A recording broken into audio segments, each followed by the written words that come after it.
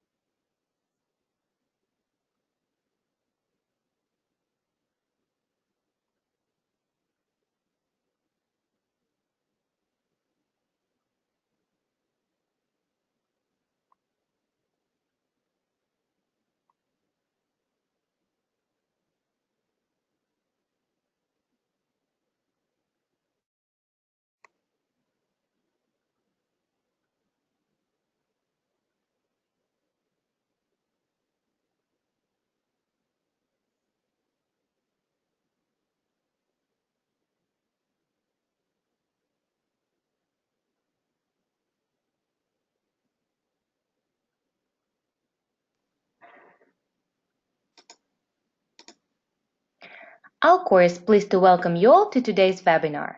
Alcor is a global cloud advisory and implementation services company serving Fortune 500, government agencies, and other leading organizations in multiple industry verticals across the Americas, Canada, India, Great Britain, and Japan. Alcor is an experienced ServiceNow elite partner. We also partner with leading companies and technologies like AWS, Oracle, Microsoft, FireEye, Incorda, 3C Logic, Celonis, OneTrust, and others. We advise leading businesses on cloud platforms, architecture, enterprise service management, and integrating IT service delivery. We also provide business process consulting to capture, re-engineer, and improve processes that can easily be automated to deliver real value. Our core consulting team has excellence in business strategy, cloud technology, and organizational change management. Our ongoing webinar series is designed to inform, enlighten, and start discussions within your own organizations. If you require any additional information after listening to this webinar, please reach out to us through our website, www.alcortech.com. We have some time reserved at the end of the webinar for Q&A, so please feel free to type any questions into the questions section of the webinar dashboard. Today's webinar topic is Get Ready for CCPA with Alcor, and it is presented by Aleks Dmitrovic and Jennifer Van Omen.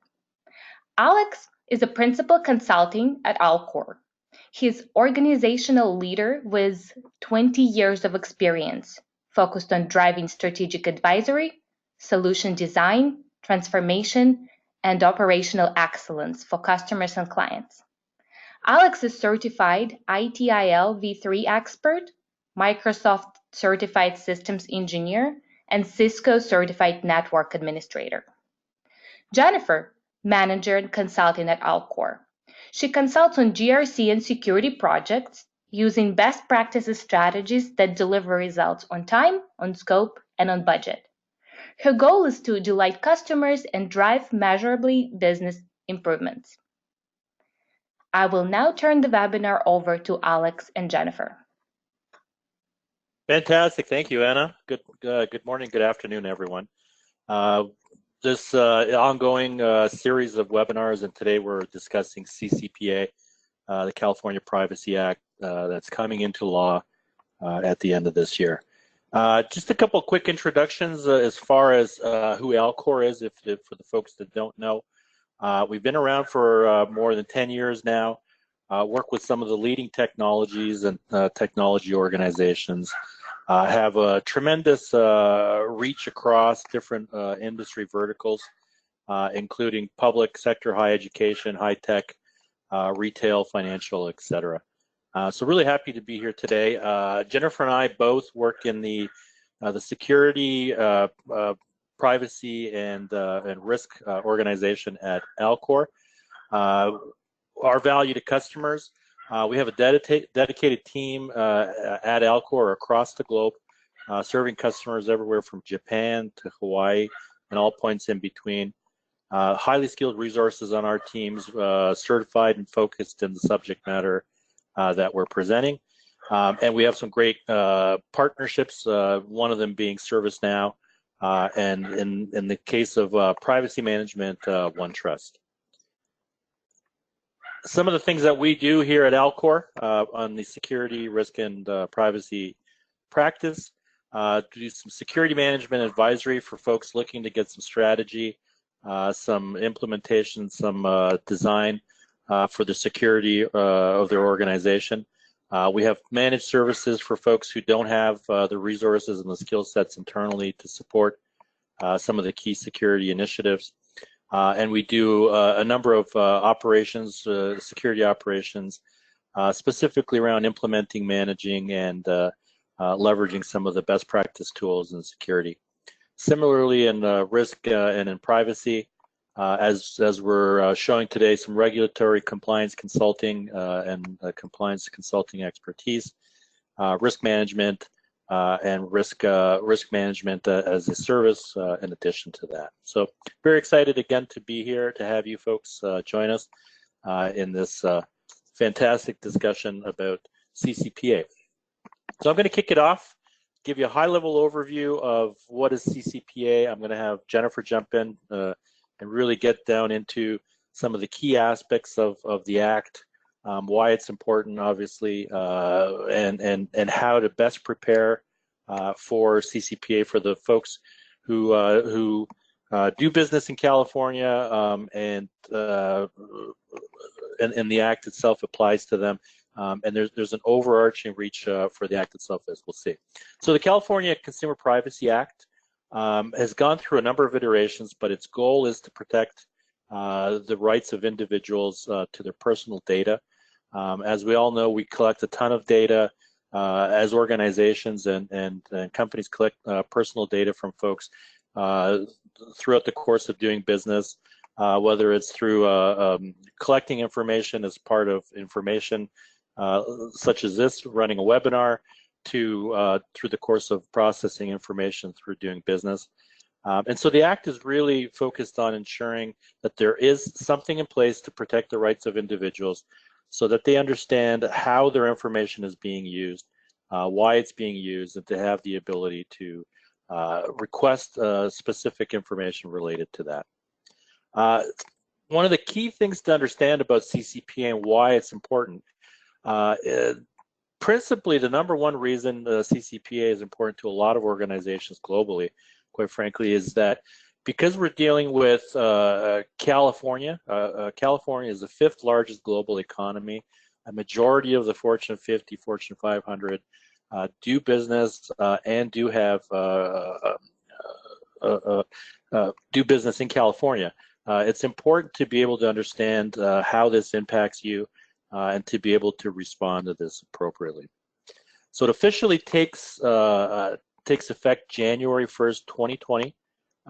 It has gone through a number of iterations as we approach this date, but there are a number of things to consider prior to that date, on that date, and then obviously post that date, how to manage the information and the requests that are going to be coming out of the Act becoming law.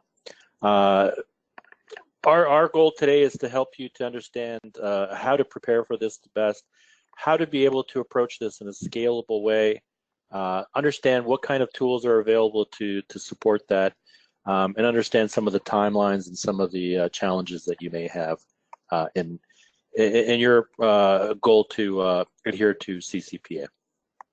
So I'll pass it over to you, Jennifer. Maybe you can start to take us through it. Absolutely. Thanks, Alex. So just to build on what Alex was just talking about with CCPA, this is a very popular act. So just to give you an idea, the initial ballot initiative, the number of signatures that were required was approximately 360,000. They actually received double that. So this is a popular act. People want it.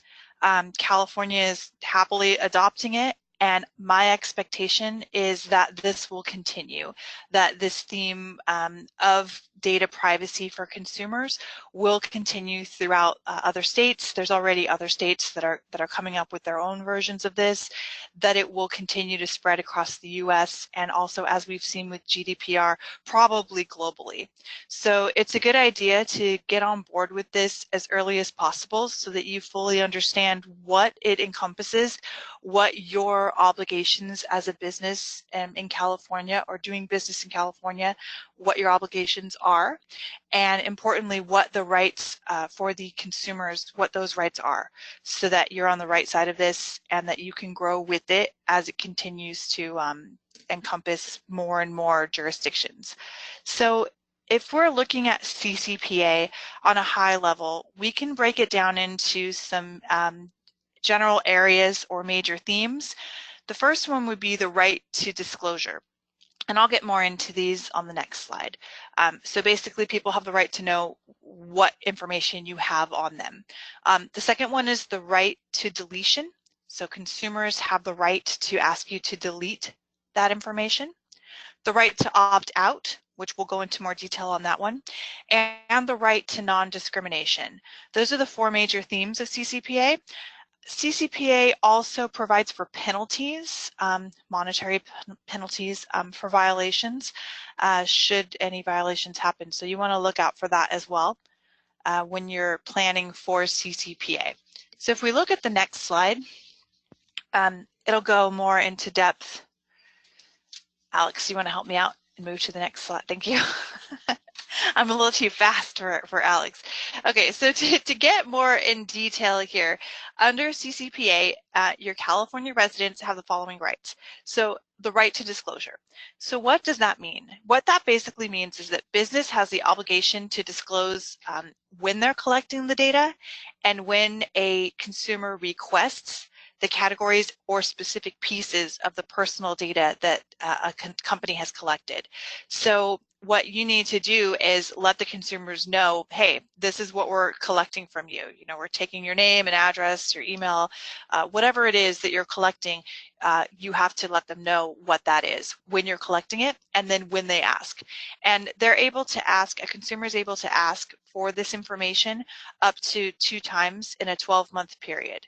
So if you think about that, that means you're also going to need to be able to track how often are people asking for this information. They also have the right to deletion, which means that a consumer can ask, once they find out what information you have about them, they can ask you to delete it. And the business has the obligation to delete that selected data when it's been requested. Now, there are some exceptions to deleting data. For instance, there's some legal, if you legally have to keep the data, then you don't have to delete it. And there's some other exceptions to that when you go deeper into this law. But generally, they have the right to have you delete their information. The right to opt out. Consumers can direct businesses to not sell their personal information. So what this means is that you actually need to have a do not sell option on your website for consumers so they can check that box and say, I don't want you to sell my information. You have to provide that notice. You do have to provide it on your main web page very conspicuously so that your consumers can see it. And also there's restrictions on selling personal information of consumers who are under 16. Consumers who are under 16 have to have an explicit permission. And if they're under 13, they actually have to have their parent or guardian opt in for them. So there's some specific laws and restrictions for anybody who is under 16 and especially if they're under 13. Consumers also have the right to non-discrimination, which means that if they have exercised these rights, that you're not able to withhold services for them or treat them differently than your consumers that are allowing you to sell their information or allowing you to collect their information. There are some caveats here where businesses do have the ability to offer some financial incentives to customers if they do allow the business to sell their info. And there's some very strict parameters around what that means, and it is related to how much you're making off selling their info. So this mostly relates to companies where that's their business. Their business is to sell personal data, and then they can offer incentives to customers about that. So those are the basic intentions of the Act, the 4 basic areas. And if we go to the next slide. So this might be sounding similar to GDPR. If you're familiar with GDPR, that is the European version of consumer data rights. But there are some differences with CCPA and GDPR. So some of the high-level differences are that for GDPR, it's opt-in consent, so the customers have to explicitly opt in, whereas in California, it's opt out. So it's a little bit of a different message that you're giving to your consumers when they're on your website. There's also, if you look at CCPA, there's a much broader definition of what personal data is. So to give you an example of what that means, for GDPR, some examples of what personal information are would be someone's name, someone's account number, someone's address, their social security number, their driver's license number. So pretty specific on what these are.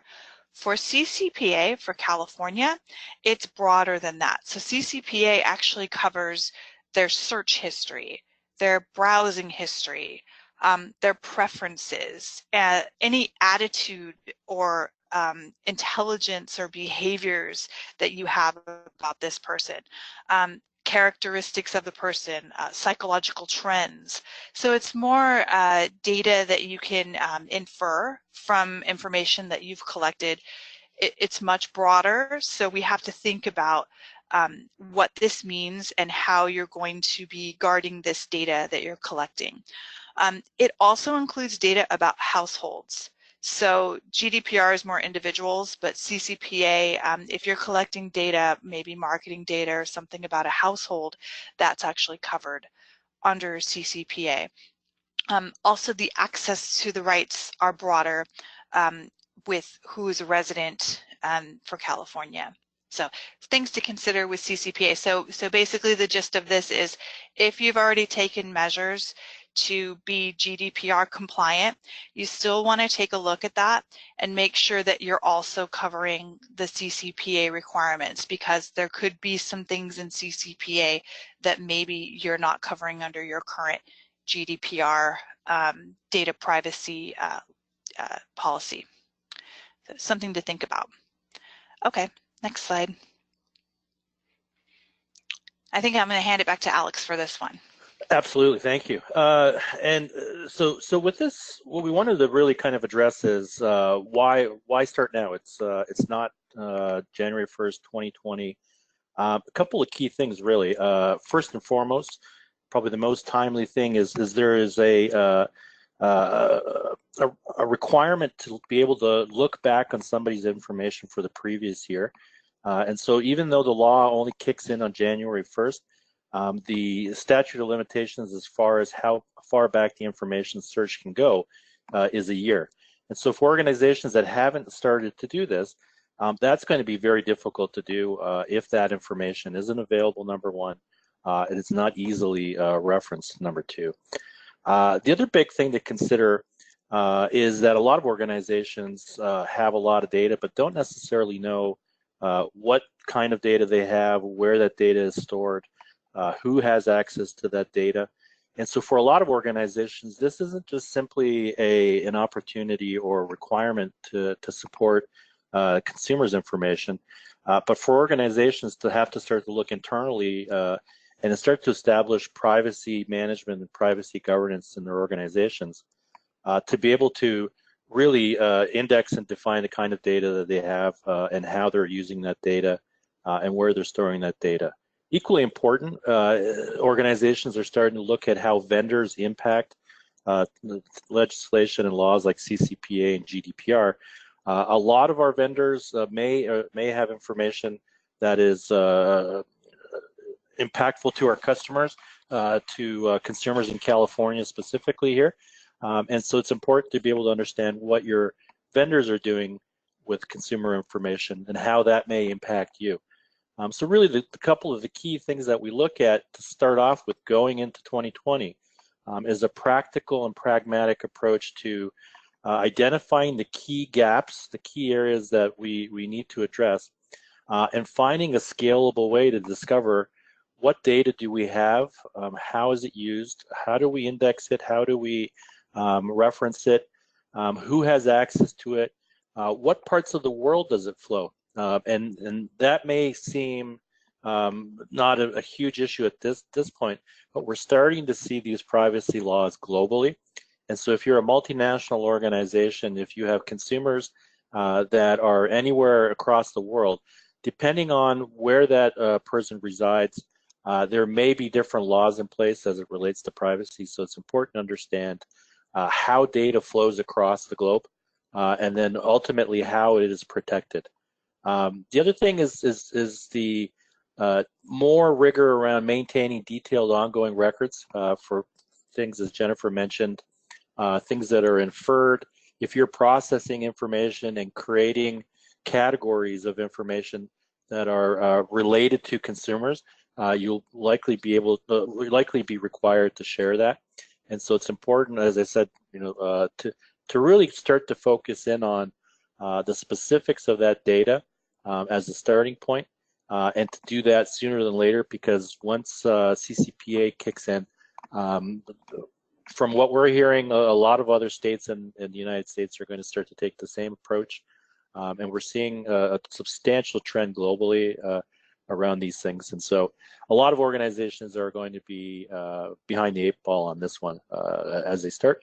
But the good news is there's a lot of opportunities to catch up and to really get in front of this. There we go. So pass it back to you, Jennifer. Let's talk about some of the practical ways of getting ready for CCPA. What are some of the real, the key first steps, and then how do we go from there? Yeah, definitely. So now you're thinking, okay, I definitely need to do something to take some action for CCPA with my business, but I'm not really sure what those steps are, right? So this breaks it down for you to let you know what steps you should be taking, and what things you should be considering as you prepare to implement your data privacy program at your business. So the first thing you need to do is know what data you have. So you want to do an inventory of your data and your systems. So you want to understand, where does the data reside? Just what Aleks was saying, how does it flow within the organization, and also does it cross borders? Are there other things you need to look at? But for specifically CCPA, you want to know where your data flows within the organization. You want to be able to process your consumer rights requests properly, so you need to know how to grab your data, make sure it's available, make sure that it's easy to access, and that you're able to retrieve all of the data, and understand exactly where each chunk of personal information is located.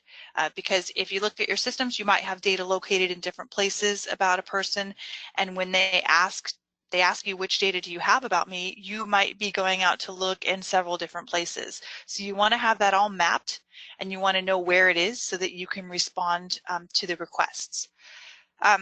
Once you know where all your data is and you've got a good map and you know how you're going to respond, you also want to look at your external privacy policy notices. So part of CCPA is that you are required to post notices on your primarily on your first website, your home page on your website, disclosing to customers some specific information about what you're collecting. So you've probably seen this if you've been on the internet lately. You'll see that there is a banner on a lot of websites. They're starting to see these more, where it will let you know hey, this is the information that we're collecting on you right now, and here's how you can change your preferences if you click here, or here you can just accept everything. So there's some very specific language that you're going to want to use, so you want to make sure that you have that set up and that it's conspicuous and that your consumers can reach it easily when they get onto your website. And then also you're going to store that information because you have to remember what their preferences are. So that's another step that you would want to take to become compliant. Another thing you'd want to do to become compliant is to look at your process for consumer requests. So part of CCPA is now giving consumers the right to inquire about which data you're holding, and you have to let them know what you have, what you're doing with it. So one of the provisions is that you must provide several methods for them to make requests. So for instance, a toll-free telephone number, maybe a physical address, an email address. If they already have an account with you, they should be able to request this by logging into their account, and there should be a way for them to request in that manner. You also have to be able to make sure it's a valid request. So you need to have processes in place to make sure that these requests are legitimate, valid requests, that you really do owe them the data. I mentioned before that they're allowed to ask for it twice in a 12-month period. So having some checks to make sure that that's being met. Also, you need to validate their identity. And depending on which data they're requesting, you're going to want more stringent identity verification. And there's some further guidelines on that you could look into. I know that these are changing, but there's more advice on that coming up with CCPA. Then you have to fulfill the request itself. Once you've determined that it's valid and you've validated the identity, you have to actually fulfill the request. So are they asking you to delete the data? Are they asking you to just tell them the data? You have to be able to do that. And then you have to track that history so that if any time a consumer comes and tries to say that they asked you to delete it, but then you didn't, you now have a record to show that you did. You followed it. You want to do that for your own protection to show that you are following and you are compliant. In addition to that, for CCPA, you need to have a conspicuous "Do not sell my information" button or checkbox or something on your page so that a consumer can opt out of the sale of their personal information. They can also authorize someone else to opt out on their behalf, but you have to provide that and make it easy for them to go in and say that they do not want you to sell their information. And then what goes hand in hand with that is if they request that, you have to have your internal process. How are you going to handle that request? They've made that request. What are you going to do to make sure that you're not selling their data? You have to keep a record of it. You have to make sure that any third parties that you work with also know that you're not selling their data. Stop selling their data if they were. And then you're not allowed to ask the customer, hey, did you change your mind? Can we sell your data now? You have to wait 12 months before you can ask them that. After 12 months, you can ask them again. So you have to be able to track all of that. And you have to have a good system to do that. So that's what you're looking at for preparing for CCPA. Those are the main steps that you would want to take to get compliant. Fantastic, thank you, Jennifer. And just a couple of things before we go into the next part. As we go into 2020 and CCPA officially goes into law, we're going to start to see some precedents set. We're going to see some landmark cases, I'm pretty sure, to really understand the full extent of how CCPA is going to be enforced. Similar to GDPR, before GDPR was officially launched, all we could do is show intent to support and be compliant to the act and to the law. But the letter of the law at this stage, it will be a little gray for a little while until we start to see some cases come up and understand the context and the spirit of how this is going to be processed and enforced. We're also starting to see, as a result of this, consumers are going to start to see and expect a level of transparency and interactions that they didn't have before, and they probably didn't know that this kind of information was being collected. And so a lot of organizations are starting to take this not only seriously in California but across the board, simply because as a policy internally and as a strategic differentiator in the market, organizations that take consumer privacy seriously are likely to do better in the market, frankly, than the ones that don't. And so we're going to see, continue to see, as we have in the last couple of years, data breaches that are on the in the news.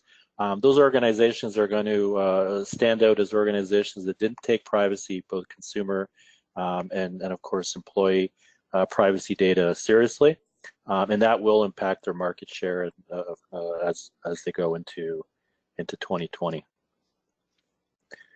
So we've looked at really why CCPA is important, and as I mentioned, organizations in California especially, but organizations globally that do any level of business in California are taking this seriously. But we're also finding that organizations are a little ill-prepared for this level of work. And part of it is really understanding what needs to be done and how to approach it. So part of this is really, as Jennifer mentioned, there's a number of key components that we want and need to implement. And we're starting to see organizations develop and grow their privacy, office privacy organizations in support of this. And so we'll look at a couple of the tools that we use and that we recommend to customers in support of this.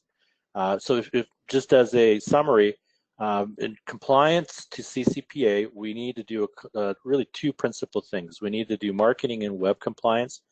And so we have to have the ability for data subject rights management, which means the intake, the collection, the response, and the tracking of all requests as it relates to CCPA. We need to have a better approach to managing cookie consent and universal consent and preference management. We've seen in the past the anti-spam laws that have come up. This is a natural extension of some of those, and it goes much deeper than that. And as organizations start down this path, they will by no means be fully mature and fully prepared for CCPA immediately, but the opportunity to at least establish a level of maturity, a benchmark against the industry, against your peers, and to show progress against that is a key tool that organizations will need. And the second part of it is the general growth and maturity of a privacy program. And organizations require the ability, more so than ever, to be able to automate assessments, whether it's vendor risk, whether it's PIA, DPIA. You need to be able to collect information. You need to be able to assess where you are in alignment with the standards that are being issued at the state level, at the country level, and frankly across the globe. Equally important, and probably the hardest part of this is to start to capture where you're collecting data. Organizations have a lot of tools, a lot of vendors, a lot of processing, a lot of data. It's a very laborious process. It requires some tools to automate some of this and to be able to support a pretty comprehensive requirement. And then, of course, the ability to act on any issues that come up and to be able to have a record of all of those transactions, all those requests, all of those responses, so that if you ever do get to the point where you're involved in any litigation, you have the information to be able to support your approach to the laws and to the compliance. So a couple of the tools that we use with our customers and that we recommend. The first one is OneTrust, fantastic cloud-based platform, and organizations are able to leverage a lot of different tools, as we mentioned, in support of CCPA and in support of the overall growth of the internal privacy office or the privacy group in your organization. It allows you to do assessments. It allows you to do maturity planning. It allows you to do data mapping, cookie consent, all the things that would make you compliant to CCPA, to be able to track and to be able to show that you have a purposeful approach to the compliance of the law itself. Alcor is an implementation partner and a reseller of OneTrust, and we provide a lot of our consulting is done on the OneTrust platform as it relates to privacy initiatives and specifically CCPA. The other platform that we use principally, and we are an elite ServiceNow partner globally, both services and sales. So we leverage ServiceNow and help implement ServiceNow in organizations that are looking to establish risk management, audit management, compliance, vendor risk, holistically across the organization, integrated risk management, not just looking at IT and technology governance, but enterprise governance, with the ability to leverage a platform, substantially significant platform that allows you to manage knowledge, allows you to manage reporting, automate workflow, leverage artificial intelligence and machine learning, and very centrally to be able to take all of the assets, all of the information, all of the data that resides in your organization, map it into the CMDB, and then map it back to OneTrust to be able to start to respond and to look at data mapping as it relates to privacy and the CCPA specifically. So the two work very well together. There is an integration, an application built by OneTrust that plugs in directly to ServiceNow. So for folks who have ServiceNow and want to be able to leverage some of the CCPA capabilities, it's a natural fit. It allows us to do maturity planning, program benchmarking, assessment automation, data mapping in OneTrust, leveraging ServiceNow.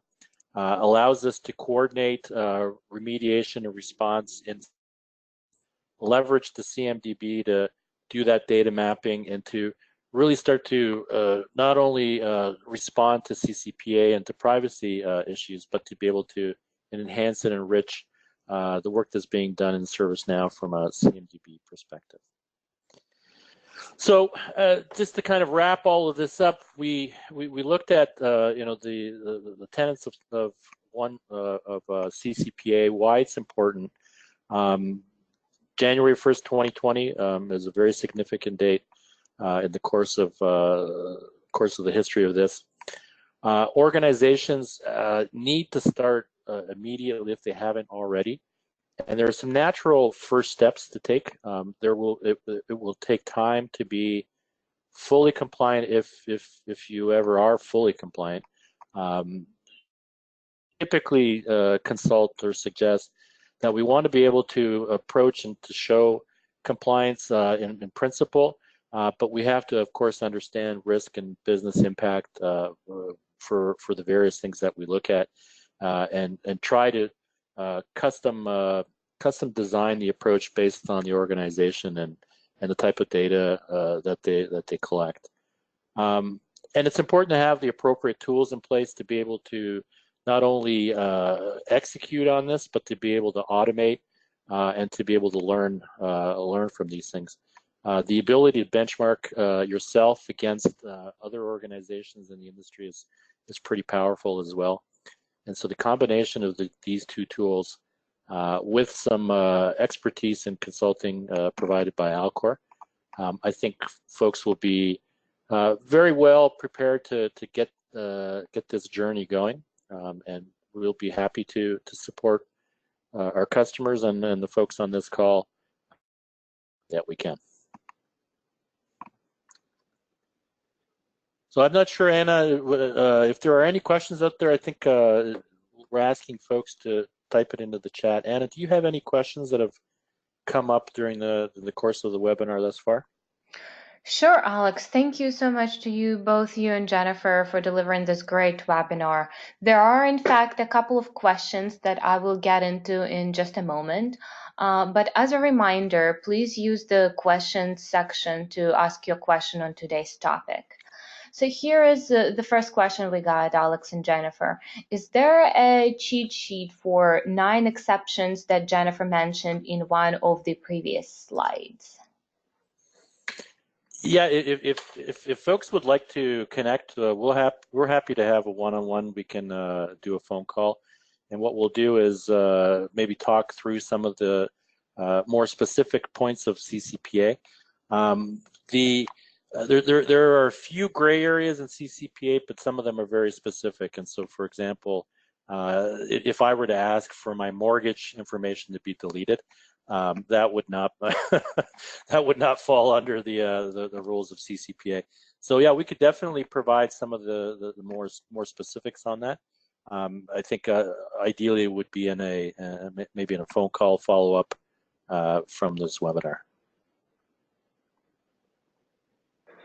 Gotcha. Great. Thank you so much for addressing this, Alex. So we do have a couple of other questions. Among them, here is one. Are there any amendments to CCPA? Yeah, I can actually answer that one. So there are a handful of amendments that have already gone through, and there are some more that are on the table. I would expect many more amendments to possibly go through as this law matures and as it goes into effect. And as Alex was saying, we start to see what ends up happening with the law long term. But there are some amendments that have happened.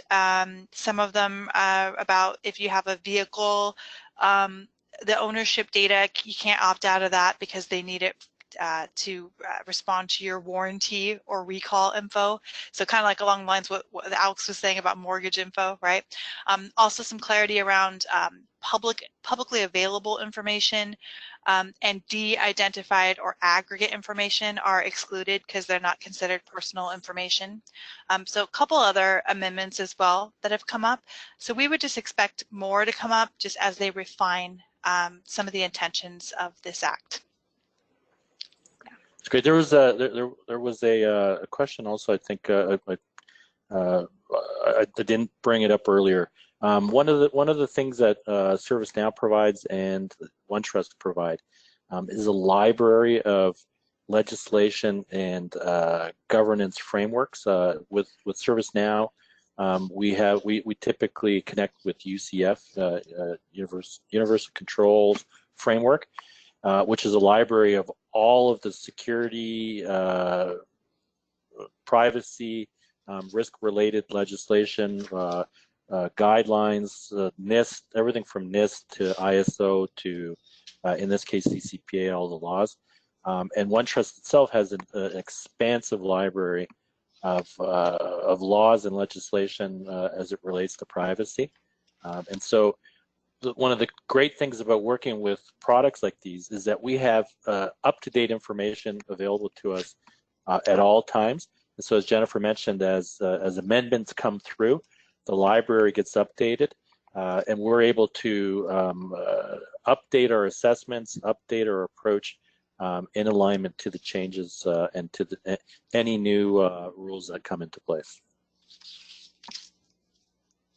Awesome. Thank you, Alex. There are quite a few more questions here to get to. So among them, replying to opting out of sale of personal information. What if it is already my corporate policy to not sell consumer data? If it's already your core policy to not sell the consumer data, I believe you still have to have a notice on your webpage. Maybe something along the lines of, you know, we're not going to sell any consumer data whatsoever. But from what I've seen with customers, they still have that opt-out button because it's explicitly mentioned that you have to have an opt-out button. So that's what I've seen. Again, maybe this will be something that will be addressed in an upcoming amendment. But for now, it does explicitly say that you have to have an opt-out button. Great, thank you. Here's one more question. How do COC2 requirements overlap their requirement of CCPA? And I'm sorry, it was SOC2 requirements. SOC 2? Yes. Yes, SOC 2 is very specific to security, and so leveraging SANS 20 CIS controls. How are you managing data from a security perspective? This is more about the context and the content of the data itself. And so it starts to get into the very specifics of what is privacy or consumer data. SOC 2 typically deals with scoped data, customer data, and scoped systems. We typically would run in an organization an assessment around either NIST, or we would leverage some of the common frameworks around that. But for privacy specifically, we would focus in on either, in this case, from a state perspective, or if we're looking at Europe, we look at GDPR. And then a lot of countries in the world have their own privacy laws in place. So we'd look at those in parallel with SOC 2. And there's no certification for CCPA, it's a law, but SOC 2 is a certification for compliance. And it's typically, these days, it's the entry to do business with a lot of organizations. Great. Moving on to the next question we have. What are some suggested resources for business owners to better understand the evolving privacy law requirements? Yeah, I can answer that one as well. So one of the things with OneTrust, one of the reasons why we leverage OneTrust as both a partnership and as a tool, is that we have the ability to leverage a subscription service called Data Guidance, and it gives it gives a tremendous amount of information as it relates to these laws. It gives up to date. It's a library that gets updated. It provides all the latest information, provides guidance on how to interpret things. And so for organizations that have a privacy office and need a tool to be able to support them, this is a fantastic opportunity. And of course, organizations like Alcor, we consult on this, and we have some on-the-ground experience working with organizations. We're happy to provide our input, obviously, but those are really the two key areas to get that information. Great. Another question we have here. Do we know what penalties companies might face if they do not comply? We do. Depending on the situation, there could be penalties in the amount of up to $7,500 or actual damages for data breach per violation. There's some stipulations on more information on exactly what that entails, but there are definitely some dollar amounts listed, especially if you end up having a data breach and then on the look back you aren't following the CCPA requirements. There could be actual damages awarded. Okay, thank you, Jennifer. One more question I have here. With European GDPR and California CCPA, among others, is there any emerging global standard, and how does OneTrust and others scale to that? Yeah, like any laws, like you take a look at the speed limit. Each jurisdiction has its own rules, applies its own enforcement standards. There are some commonalities, absolutely. In principle here, we're talking about specifically privacy and the privacy of consumers. And so there are some commonalities, but there are absolutely differences and variations depending on where you are and where your data resides. And so tools like OneTrust and ServiceNow, as I mentioned earlier, have a library of information available up to date that provides some context. But a lot of this is really looking at, as time goes by, we're going to start to set some precedents and see some trends in in this that are going to help to establish some of the the key boundaries and the key approaches that are going to help us to better stay within the constructs of these laws. Thanks, Alex. A lot of questions today about the GDPR. Just to continue the topic, here's a question. If I am compliant for CCPA, does that mean I will be compliant for GDPR as well? Go down to you, Jennifer. Yeah, that's a really good question. The only difference that I would say that you might not be compliant for GDPR, CCPA tends to be broader, but GDPR has a couple of extras. So for instance, instead of the right to opt out, it's more of a opt-in. So you'd want to, if you're trying to aim for both of them, you'd want to make sure you had an opt-in instead of opt-out. So what that looks like is, instead of having everything default be, we sell your data and you accept all these cookies as the default, it has to be the opposite, that you don't accept these cookies as the default. And then there's a couple of other, there's the right to, where is it? There's a couple of other little things. So I guess my short answer would be not necessarily, but you could easily get compliant with both of them. We just fill the gaps from whichever one and make sure that you've hit all of the requirements. Gotcha. Great. And I think the last question I have here for today, if my company wanted to do a readiness assessment, what would we need to do?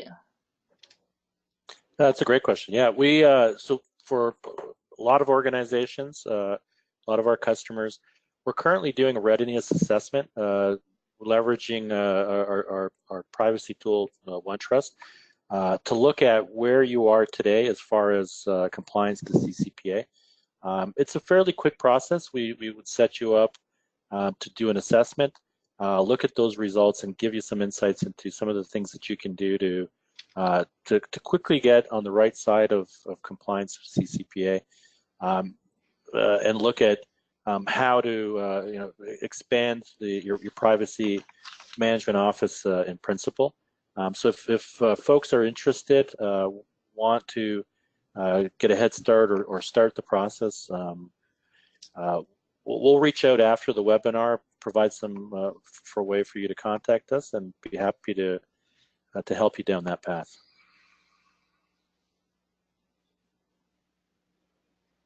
Wonderful. Well, thank you so much again, Alex and Jennifer, for this great webinar.